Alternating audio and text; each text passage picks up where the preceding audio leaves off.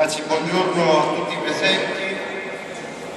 Abbiamo presentato in questi giorni insieme a parecchi ragazzi un po' da tutta Italia, ma soprattutto dalla comunità romana, un manifesto sovranista, così l'abbiamo definito, per definire cos'è la sovranità, per far sì che la sovranità non rimanga soltanto uno slogan, ma venga tradotto in punti concreti, in fatti concreti. E abbiamo elencato quelle che secondo noi sono le sovranità che l'Italia ha drammaticamente perso da troppi anni. Vado ad elencarle in maniera veloce, anche se questo dibattito meriterebbe un approfondimento particolare. La prima sovranità che dobbiamo riconquistare è la sovranità monetaria. La sovranità monetaria non significa semplicemente uscire dall'euro, non ci basta.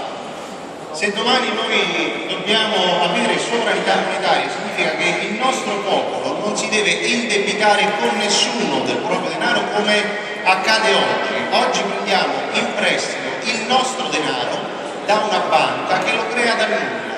Noi per essere sovrani vogliamo essere proprietari della nostra moneta, tant'è che proponiamo che la moneta sia di proprietà del portatore, che significa che l'Italia non deve chiedere in prestito ai mercati finanziari la moneta, perché i mercati finanziari la creano da nulla, ma deve crearla a fini ovviamente pubblici. Un'altra sovranità che abbiamo perso è la sovranità produttiva. Oggi la logica delle multinazionali impone che il mercato non sia libero, ma sia un monopolio, un oligopolio di pochi cartelli. Noi vogliamo che l'industria nazionale fatta da piccole e medie imprese, da agricoltura, da marchi storici, tornino ad essere sovrani nel nostro territorio nazionale e tornino a produrre tutti i beni e servizi di cui abbiamo bisogno. Noi vogliamo la sovranità territoriale, ovvero vogliamo essere liberi di decidere in casa nostra.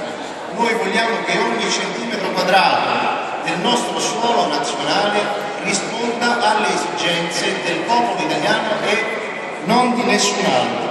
Noi vogliamo la sovranità legale, che significa che il popolo deve essere sovrano anche in materia di diritto, ovvero non è più possibile accettare che qualsiasi giudice che pronuncia sentenze in nome del popolo italiano poi non risponda se sbaglia al popolo italiano stesso. Noi vogliamo la sovranità culturale perché oggi vige il pensiero unico e questa è una gabbia che noi vogliamo rompere, soprattutto in materia di istruzione pubblica. Non vogliamo che ci sia un monopolio nella cultura, men che meno dallo Stato, perché abbiamo visto negli ultimi decenni come lo Stato abbia insegnato soltanto delle verità di parte.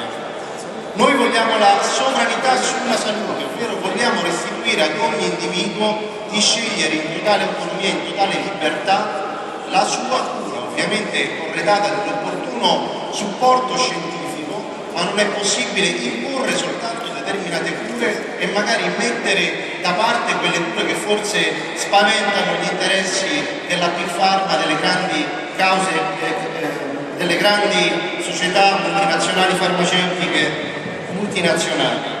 Noi vogliamo la sovranità politica e questo credo che sia un cavallo di battaglia di Fratelli d'Italia, ovvero vogliamo restituire ad ogni individuo del popolo italiano di scegliere direttamente i suoi rappresentanti. Noi vogliamo la sovranità energetica, che in poche parole per un paese come il nostro significa che non è possibile svendere aziende strategiche come Eni, Enel, Finmeccanica, Poste e tutti quegli asset che questo governo e tutti i governi che abbiamo visto negli ultimi anni vogliono svendere ai cosiddetti mercati finanziari. In poche parole, noi vogliamo restituire l'Italia agli italiani. Grazie.